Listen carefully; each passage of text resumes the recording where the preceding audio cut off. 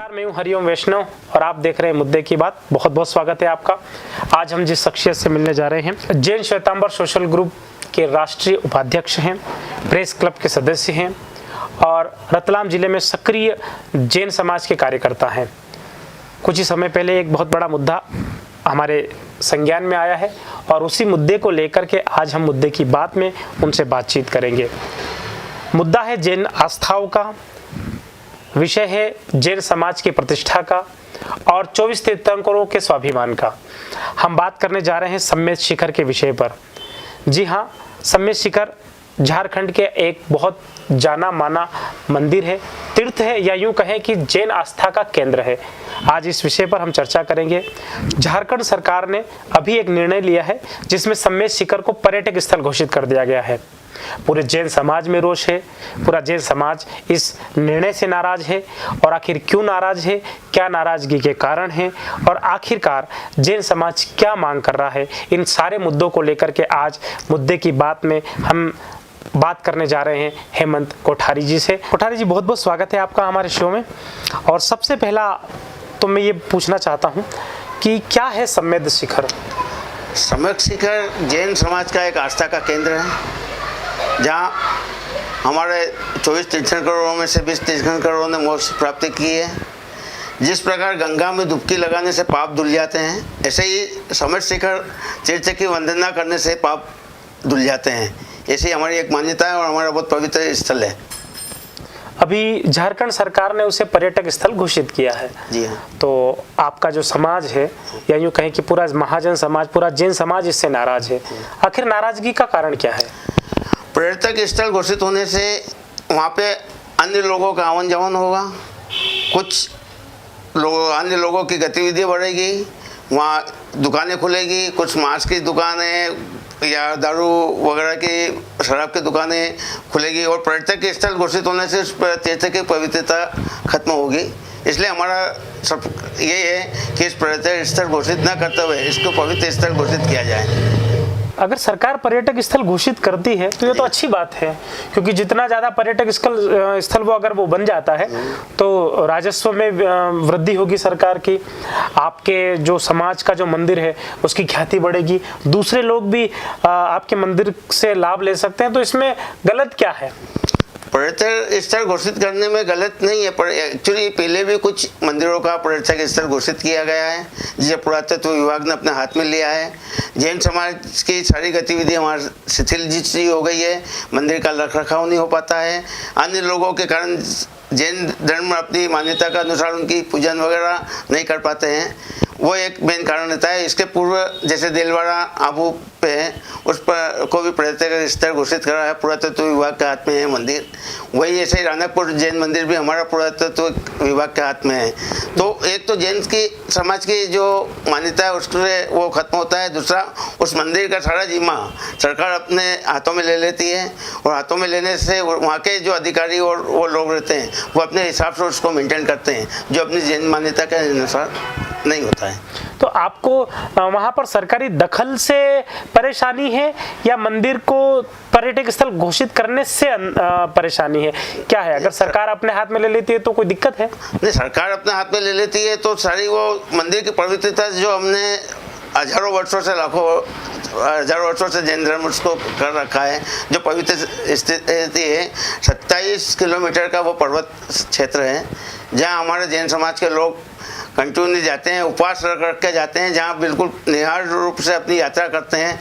वहाँ दुकानें खुलेगी और हर प्रकार की गतिविधि दूसरी जो पर्यटक होती है वो गतिविधि वहाँ चालू होगी, तो उसकी पवित्रता खत्म होगी। हमारा विरोध ये है कि उसको पर्यटक स्थल घोषित न करते हुए पवित्र स्थल घोषित किया जाए। पर्यटक स्थल अगर वो बनता है तो सरकार को बहुत ज़्यादा राजस्व मिलता है, तो सरकार के राजस्व से कहीं जैन समाज परेशान है? नहीं, सरकार के राजस्व से जैन समाज परेशान नहीं है।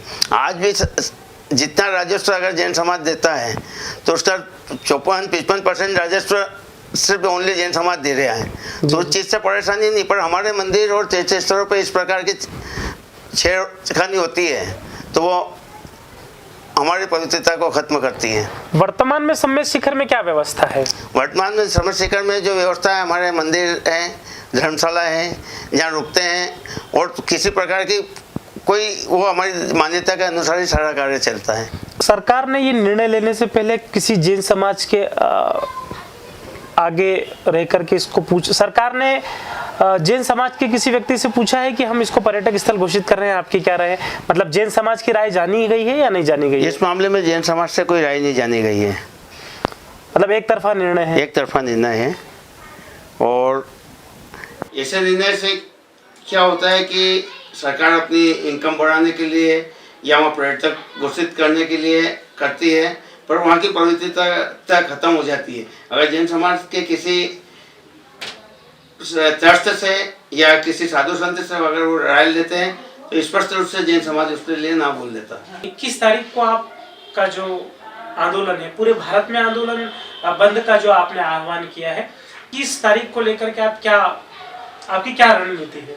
21 तारीख को पूरे भारत में जैन संतों द्वारा आह्वान किया गया है, पूरे जैन समाज द्वारा किया गया है।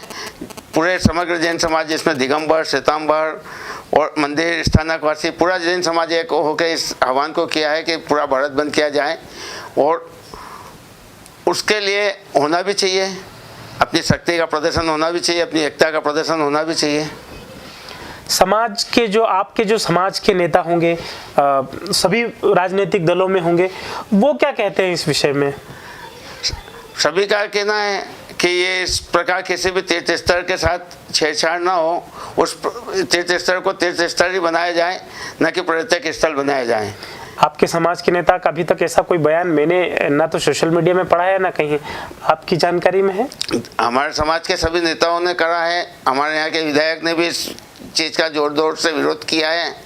और अभी आज ही है कि मनोज तिवारी जी ने लोकसभा में इस मुद्दे को उठाया है और लोकसभा में इस मुद्दे के लिए बोले हैं कि इस प्रकार के ये जो पर्यटक स्थल घोषित हो रहा है उसे रोका जाए।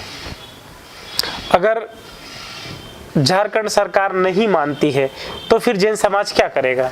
जैन समाज अपने चरणबद्ध तरीके से अहिंसक रूप से अपना आंदोलन करेगा और पुरजोर इस चीज़ को मनवाने में कोशिश करेगा कि ये पवित्र स्थल ही घोषित हो और उसके साथ कोई प्रकार की छेड़खानी ना हो। जैसे उज्जैन में महाकाल लोक बना, कुछ ही दिनों में आपने देखा होगा मीडिया में भी खबरें आई हैं कि एक बहुत बड़ा राजस्व और एक बहुत बड़ा कैश फ्लो उज्जैन के अंदर आया है। तो अगर संगमेश शिखर में ऐसी व्यवस्था होती है तो कहीं ना कहीं फ्लो बढ़ेगा। उज्जैन महाकाल मंदिर जो बना है वो एक मंदिर क्षेत्र है। मंदिर क्षेत्र के अंदर किसी प्रकार की वो नहीं है कि वहाँ कोई ये 27 किलोमीटर का एक पहाड़ी क्षेत्र है और हिल है वो एक, उस पर अगर किसी प्रकार की पर्यटक गतिविधि हुई है तो वहाँ अनैतिक कार्य भी बहुत होंगे।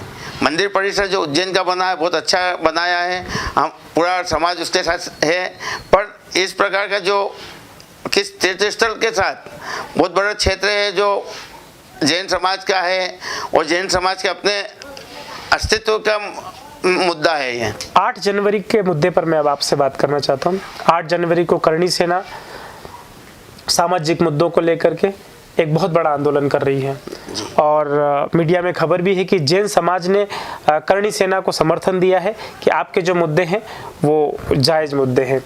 रतलाम का जैन समाज, और चूंकि आप जैन समाज के वरिष्ठ व्यक्ति हैं, आपका क्या कहना है इसमें? करणी सेना ने बहुत अच्छा मुद्दा उठाया है कि आरक्षण सिर्फ आर्थिक आधार पर होना चाहिए। आज सभी समाज के अंदर जो कमज़ोर व्यक्ति है उसको उस आरक्षण का लाभ मिलना चाहिए, न कि किसी एक वर्ग और किसी एक जाति को। अभी तक जितना आरक्षण लोगों ने प्राप्त किया है वो आज की स्थिति में बहुत सक्षम हो गए हैं, बहुत अच्छे हो गए हैं। तो इस सारे आरक्षण को खत्म करके इस आरक्षण को आर्थिक रूप से किया जाना चाहिए। करणी सेना ने बहुत अच्छा मुद्दा उठाया है। मैं कहूँगा कि जैन समाज का पूरा उसमें समर्थन है और जैन समाज अगर करणी सेना कोई आंदोलन करती है तो रतलाम से भी जैन समाज उस करणी सेना के समर्थन में जाने के लिए तैयार हैं। सामाजिक रूप से क्या होता है कि हर समाज में, जिस प्रकार जैन समाज में भी बहुत लोग हैं जो अपनी गरीबी स्थिति में हैं, जिन्हें कोई आरक्षण का लाभ नहीं मिलता है और हर जगह वो अच्छी परीक्षा में पास भी होते हैं, अच्छे नंबर से पास भी होते हैं, लेकिन वो नीचे रह जाते हैं, वो मुकाम पे नहीं पहुंच पाते हैं जहां उनका एक वो रहता है। तो इस प्रकार आरक्षण सभी को न होते हुए इससे आर्थिक रूप से दिया जाना चाहिए।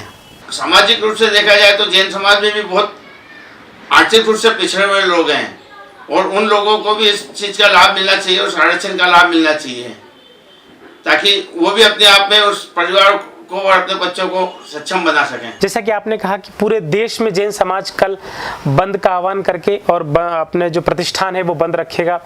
एक बहुत बड़ा आर्थिक कहीं ना कहीं नुकसान कल होने वाला है, तो क्योंकि व्यावसायिक गतिविधियां जो है लगभग जैन समाज के आसपास घूमती है, तो आप क्या कहेंगे?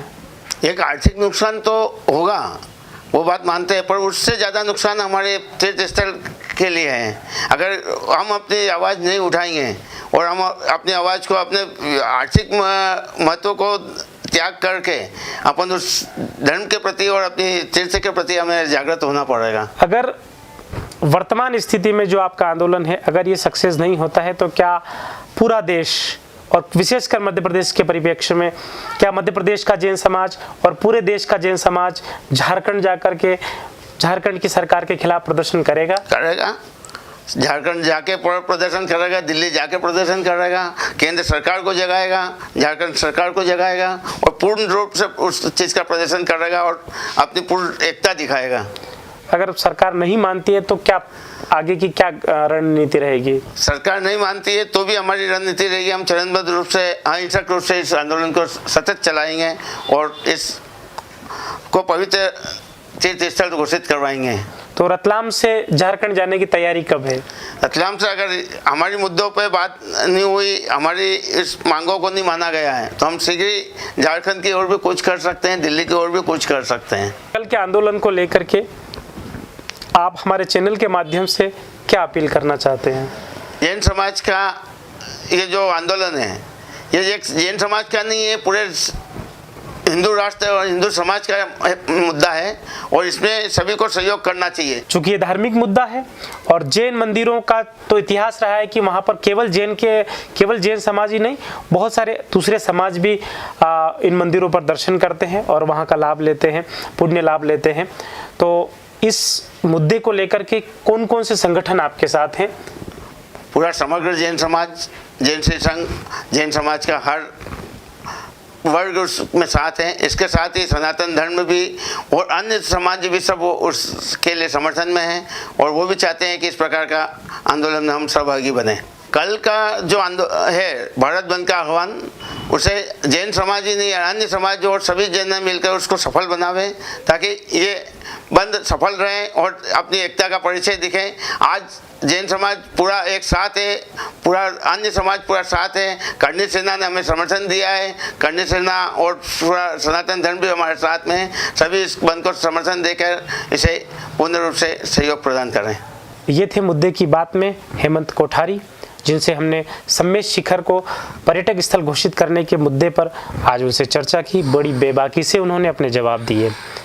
कल जो इनकी तरफ से बंद का आह्वान किया गया है, हम पूरी उम्मीद रखते हैं कि इनका आह्वान सफल होगा और मंदिरों के खिलाफ जो सरकार ने आदेश पारित किया है, कहीं ना कहीं सरकार इनकी सुनेगी और वो आदेश फिर से लिया जाएगा। एक और बात जो मुद्दे की बात के माध्यम से मैं कहना चाहता हूँ, हमें जैन समाज से सीखना चाहिए और वो ये सीखना चाहिए कि जैन समाज अपने धर्म के प्रति कितना दृढ़ है, कितना आश्वस्त है और कितने अपने धर्म स्थलों को पवित्र मानता है। आज मुद्दे की बात में मैं आपसे आग्रह करना चाहता हूं कि कहीं न कहीं हम मंदिरों में जब दर्शन करने जाते हैं तो भगवान की मूर्ति के सामने सेल्फियां लेते हैं। हमने हमारे मंदिरों को, हमारे धर्म स्थलों को एक धर्म स्थल नहीं बल्कि एक पिकनिक स्पॉट बना दिया गया है। मेरा सबसे निवेदन है, अपने धर्म स्थलों को पिकनिक स्पॉट ना बनाएं, वहां पर सेल्फी पॉइंट ना बनाएं और वहां पर रंग रैलियां मनाना या पार्टी करने का एक केंद्र ना बनाए। धर्म स्थलों को धर्म स्थल बनाए। अगर ये सीखना है तो कहीं ना कहीं जैन समाज से सीखें, ये मेरी अपील है, ये निवेदन है। कहीं ना कहीं अगर ये वीडियो आप तक पहुंचता है तो प्लीज़ इसको शेयर कीजिए कि अपने धर्म स्थलों की रक्षा अब हमें करना है, कोई और करने नहीं आएगा। बहुत बहुत धन्यवाद।